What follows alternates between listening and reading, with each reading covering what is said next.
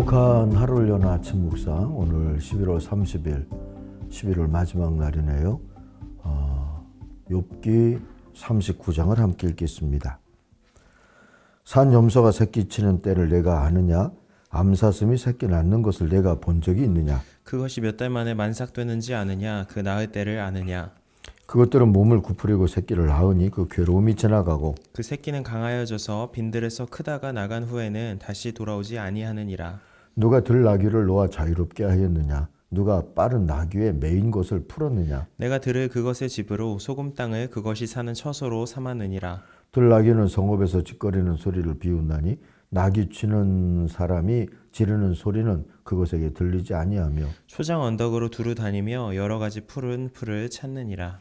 들소가 어찌 기꺼이 너를 위하여 일하겠으며 내 외양간에 머물겠느냐? 내가 능히 줄로 매어 들소가 이랑을 갈게 하겠느냐? 그것이 어찌 골짜기에서 너를 따라 썰애를 끌겠느냐? 그것이 힘이 세다고 내가 그것을 의지하겠느냐? 내 수고를 그것에게 맡기겠느냐? 그것이 내 곡식을 집으로 실어오며 내 타작마당에 곡식 모으기를 그것에게 의탁하겠느냐? 타조는 즐거이 날개를 치나 하게 깃털과 날개 같겠느냐? 그것이 알을 땅에 버려두어 흙에서 더워지게 하고 발에 깨어질 것이나 들짐승에게 밟힐 것을 생각하지 아니하고 그 새끼에게 모질게 대함이 제 새끼가 아닌 것처럼 하며 그 고생한 것이 헛되게 될지라도 두려워하지 아니하나니 이는 하나님이 지혜를 베풀지 아니하셨고 총명을 주지 아니함이라. 그러나 그것이 몸을 떨쳐 뛰어갈 때에는 말과 그 위에 탄 자를 우습게 여기느니라. 말의 힘을 내가 주었느냐? 그 목에 흩날리는 갈기를 내가 입혔느냐? 내가 그것으로 메뚜기처럼 뛰게 하였느냐? 그 위험스러운 콧소리가 두려우니라. 그것이 골짜기에서 발굽질하고 힘 있음을 기뻐하며 앞으로 나아가서 군사들을 맞대 두려움을 모르고 겁내지 아니하며 칼을 대할지라도 물러나지 아니하니 그의 머리 위에는 화살통과 빛나는 창과 투창이 번쩍이며 땅을 삼킬 듯이 맹렬히 성내며 나팔 소리에 머물러 서지 아니하고 나팔 소리가 날 때마다 힝힝 울며 멀리서 싸움 냄새를 맡고 지휘관들의 호령과 외치는 소리를 듣느니라. 매가 떠올라서 날개를 펼쳐 남쪽으로 향하는 것이 어찌 뇌 지혜로 말미암음이냐. 독수리가 공중에 떠서 높은 곳에 보금자리를 만드는 것이 어찌 내 명령을 따름이냐. 그것이 낭떠러지에 집을 지으며 뾰족한 바위 끝이나 험준한 데 살며 거기서 먹이를 살피나니 그 눈이 멀리 봄이며 그 새끼들도 피를 빠나니 시체가 있는 곳에는 독수리가 있느니라. 아멘.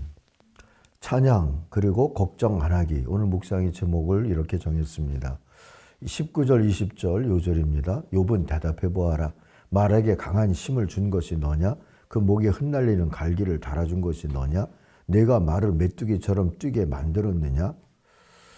자, 이런 질문들 앞에 서서 욥은 그렇다고 대답할 만한 것이 사실 하나도 없었어요. 하나님은 자기 백성에게 보이셨던 관심과 역사 그 너머 광대한 이런 피조 세계에서 하나님의 섭리를 찾는 그런 지혜 전통을 끌어다가 하나님의 주권적인 섭리를 드러내고 계시죠. 숱한 예를 통하여서 똑똑히 드러내듯이 자연과 우주의 생존과 질서에는 창조주 하나님의 지혜가 들어있다 할 수 있죠. 하나님의 형상을 가진 인간은 그렇다는 것을 알 뿐 그런 창조의 지혜를 소유하지는 못했다 해야 하지 않겠습니까? 그렇다면 온 세상을 창조하시고 섭리하시는 하나님 앞에 선 인생이 무엇을 할 수 있을까요? 첫 번째는 찬양일 겁니다. 시편 104편 24절 보니까 주님께서 손수 만드신 것이 어찌 이리도 많습니까? 이 모든 것을 주님께서 지혜로 만드셨으니 땅에는 주님이 지으신 것으로 가득합니다 하고 찬송하고 있어요.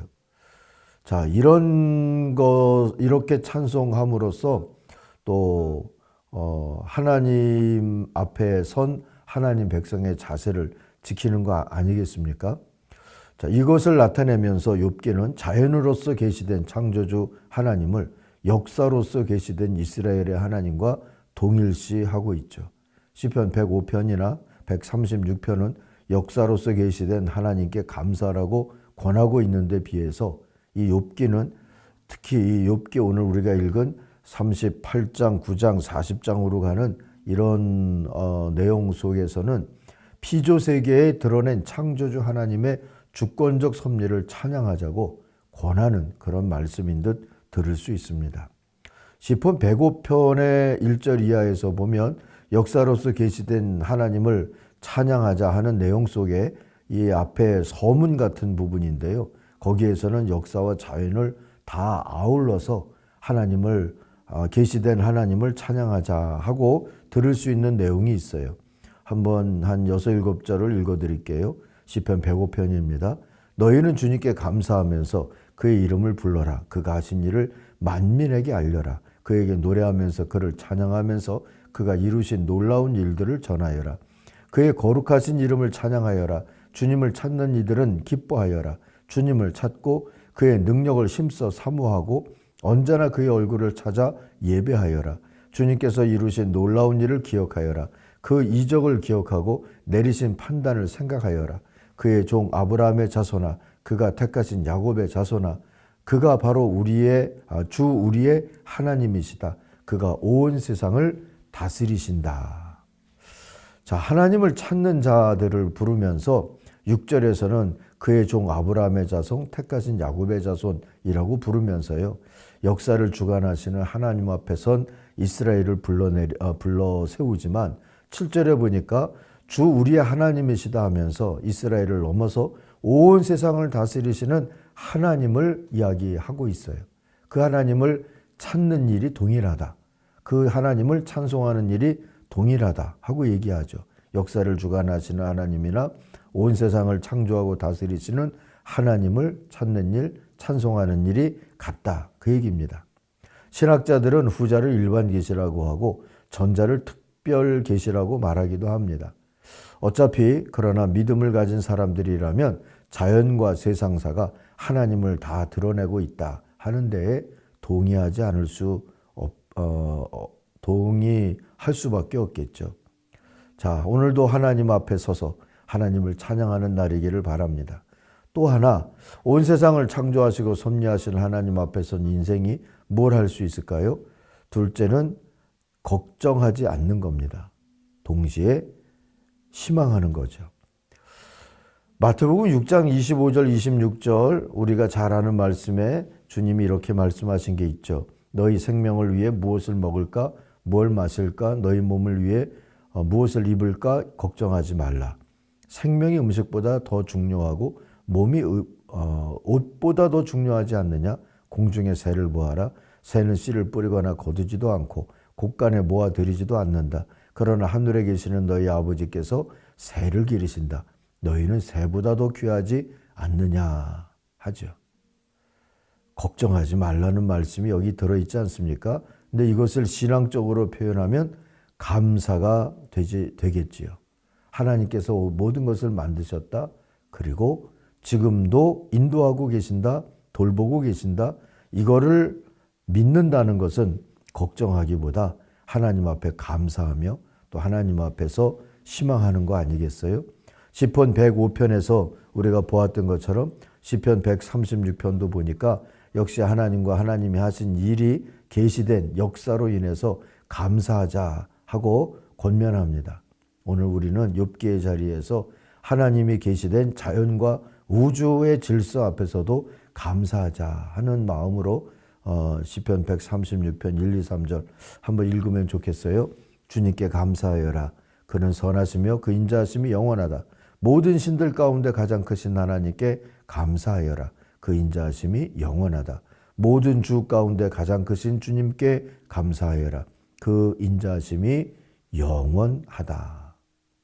자, 이런 감사가 또 사라졌기 때문에 어떤 면에서 보면 또 찬양이 사라졌기 때문에 우리가 하나님 앞에서 이 지구의 모습을 이렇게 망치면서 살고 있지 않나 싶기도 하고요.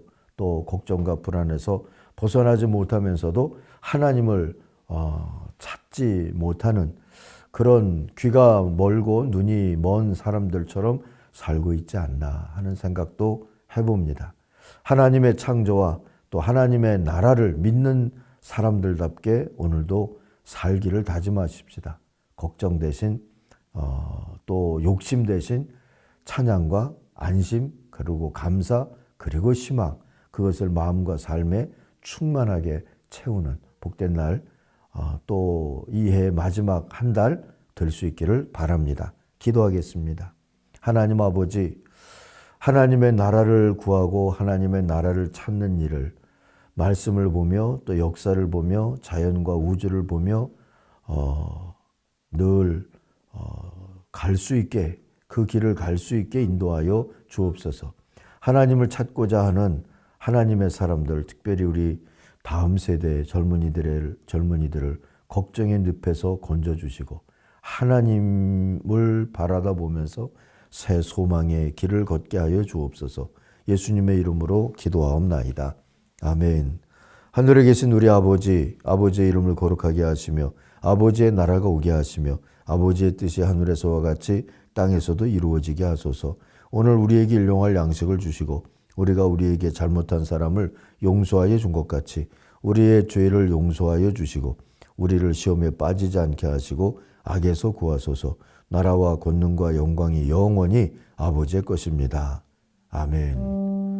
각자 기도하겠습니다.